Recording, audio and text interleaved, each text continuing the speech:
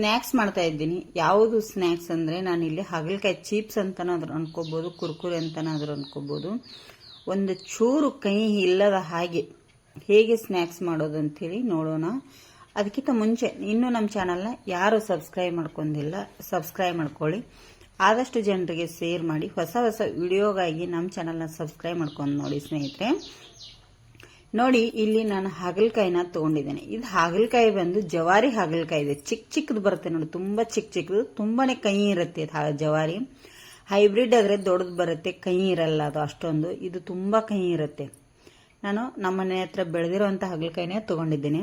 ಅದಕ್ಕೆ 1 table spoon ಅಷ್ಟು ಪುಡಿ ಉಪ್ಪನ್ನು ಹಾಕಿ ಈ ಥರ ನಾನು ಮಿಕ್ಸ್ ಮಾಡ್ತಾ ಇದ್ದೀನಿ. ಈ ಥರ ಚೆನ್ನಾಗಿ ಎಲ್ಲಕ್ಕೂ ಉಪ್ಪು ಹತ್ತು ಹಾಗೆ ಮಿಕ್ಸ್ ಮಾಡ್ಕೊಳ್ಳಿ. ಇದಕ್ಕೆ 1 ರಿಂದ 1.5 ಗ್ಲಾಸ್ನಷ್ಟು ನೀರನ್ನು ಸೇರಿಸ್ಕೋಬೇಕು. ನೋಡಿ, ಇಲ್ಲಿ ಪೂರ್ತಿ ಹಾಗಲಕಾಯಿ ಎಲ್ಲ ನೀರೊಳಗಡೆನೆ ಇರಬೇಕು. ಇರೋ ಥರ ನೀರು ಅಷ್ಟು ಹಾಕ್ಕೊಳ್ಳಿ. ಜಾಸ್ತಿ ನೀವು ಕ್ವಾಲಿಟಿಯಲ್ಲಿ ಜಾಸ್ತಿ ಮಾಡೋದ್ರೆ ಜಾಸ್ತಿ ನೀರು ಹಾಕ್ಕೊಳ್ಳಿ. ಒಂದು 10 ರಿಂದ 15 ನಿಮಿಷ ಇದನ್ನು ನೀರಲ್ಲೇ ನೆನೆಲಿಕ್ಕೆ ಬಿಡ್ತೇನೆ. ಆ ನಂತರ ನೀರಿಂದ ಎಲ್ಲವನ್ನು ಬಸ್ಕೊಂಡು ಅದಕ್ಕೆ 1.5 ಟೇಬಲ್ ಸ್ಪೂನ್ ಅಷ್ಟು ಚಿಲ್ಲಿ ಪೌಡರು, ಒಂದು ಅರ್ಧ ಟೇಬಲ್ ಸ್ಪೂನ್ ಅಷ್ಟು ಗರಂ ಮಸಾಲೆ, ಒಂದು ಅರ್ಧ ಟೇಬಲ್ ಸ್ಪೂನ್ ಅಷ್ಟು ಜೀರಿಗೆ,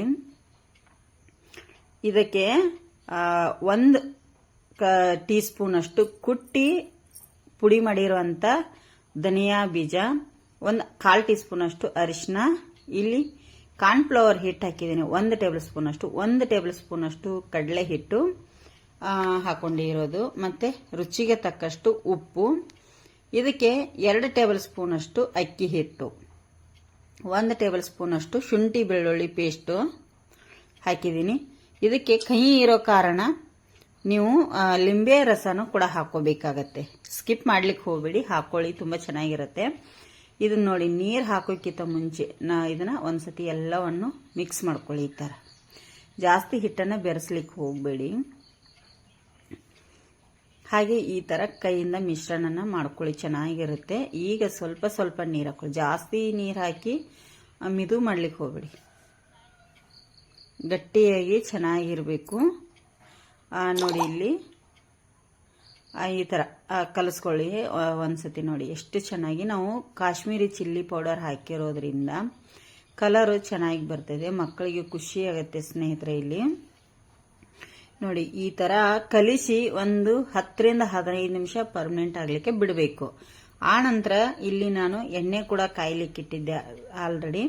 ಪರ್ಮನೆಂಟ್ ಆದಮೇಲೆ ಒಂದೊಂದೇ ನಾವು ಏನು ಹಾಗಲಕಾಯಿ ಚಿಪ್ಸನ್ನು ಒಂದೊಂದೇ ಬಿಡಿ ಬಿಡಿಯಾಗಿ ಹಾಕಿ ಒಟ್ಟಿಗೆ ಹಾಕಿದರೆ ಅದೆಲ್ಲ ಅಂಟ್ಕೊಂಡ್ಬಿಡುತ್ತೆ. ಬಿಡಿ ಬಿಡಿ ಎಷ್ಟು ಸಾಧ್ಯ ಆಗುತ್ತೋ ಅಷ್ಟು ಬಿಡಿ ಬಿಡಿ ಹಾಕ್ಕೊಳ್ಳಿ, ಅಂದರೆ ಅವಾಗ ಬಿಡಿ ಬಿಡಿಯಾಗಿ ಬರುತ್ತೆ ನಮಗೆ. ನೋಡಿ, ಈ ಥರ ನಾನು ಒಂದೊಂದೇ ಹಾಕ್ತಾ ಇದ್ದೀನಿ ಕಾದ ಎಣ್ಣೆಯಲ್ಲಿ. ಫುಲ್ ಎಣ್ಣೆ ಕಾಯಿಸ್ಕೊಂಡು ಸ್ಲೋ ಮಾಡ್ಕೊಳ್ಳಿ. ಸ್ವಲ್ಪ ಲೇಟ್ ಆಗುತ್ತೆ, ಯಾಕೆ ಅಂತಂದರೆ ತುಂಬ ಲೇಟ್ ಆಗುತ್ತೆ ಅದು ಬಿಡಿ ಬಿಡಿಯಾಗಿ ಹಾಕಬೇಕಾದ್ರೆ, ಅದಕ್ಕಾಗಿ. ನೋಡಿ, ಈ ಥರ ಹಾಕಿದೆ. ಈಗ ತಿರುಗಿಸಿ ಹಾಕ್ಕೊಳ್ಳಿ. ತಿರುಗಿಸಿ ಹಾಕಬೇಕು ಅಂತ ಅವಶ್ಯಕತೆನೇ ಇಲ್ಲ, ಅವು ತಿರುಗಿರ್ತವೆ ಸ್ನೇಹಿತರೆ ಯಾವಾಗಲೂ. ನೋಡಿ, ಈ ಥರ ಎಲ್ಲ ಗರಿಯಾಗಿ ಕರ್ಕೋಬೇಕಾಗುತ್ತೆ. ತುಂಬ ಅಂದರೆ ತುಂಬ ಚೆನ್ನಾಗಿ. ಒಂದು ಚೂರು ಕಹಿ ಬರಲ್ಲ ನಿಮಗೆ. ಹಾಗಲಕಾಯಿ ನೀರಲ್ಲಿ ಏನಾದರೂ ಇಡದೆ ಇದ್ರೆ ಕಹಿ ಬರುತ್ತೆ, ನೀರಲ್ಲಿಟ್ಟರೆ ಅಂತೂ ಕಹಿನೇ ಬರಲ್ಲ. ನಾನಿಲ್ಲಿ ಒಂದು ಟಿಶ್ಯೂ ಪೇಪರನ್ನು ಹರಡಿದ್ದೆ, ಒಂದು ಪ್ಲೇಟಿಗೆ ಹಾಕ್ತಾ ಇದ್ದೀನಿ, ಯಾಕಂದರೆ ಎಣ್ಣೆ ಎಲ್ಲ ಹೀರ್ಕೊಳ್ಳುತ್ತೆ ಅನ್ನೋ ಕಾರಣಕ್ಕೆ. ನೋಡಿ, ಈ ಥರ ಎಲ್ಲವನ್ನು ಈಗ ತಗೊಂಡ್ಬಿಡ್ತೇನೆ. ನೋಡಿ, ಬಿಡಿ ಬಿಡಿಯಾಗಿ ಎಷ್ಟು ಚೆನ್ನಾಗಿ ಬಂದಿದೆ. ನಮ್ಮ ಮನೆಯಲ್ಲಿ ಅಂತೂ ಎಲ್ರಿಗೂ ತುಂಬಾ ಇಷ್ಟ ಆಗಿದೆ. ನಿಮ್ಮ ಮನೆಯಲ್ಲೂ ಇಷ್ಟ ಆಗುತ್ತೆ ಅಂತ ಅಂದ್ಕೊಂಡಿದ್ದೇನೆ ಸ್ನೇಹಿತರೆ. ನೀವು ಒಮ್ಮೆ ಮನೆಯಲ್ಲಿ ಟ್ರೈ ಮಾಡಿ, ಈ ಥರ ಹೇಗೆ ಬಂದಿದೆ ಅಂಥೇಳಿ ಕಮೆಂಟ್ ಕೂಡ ಮಾಡಿ.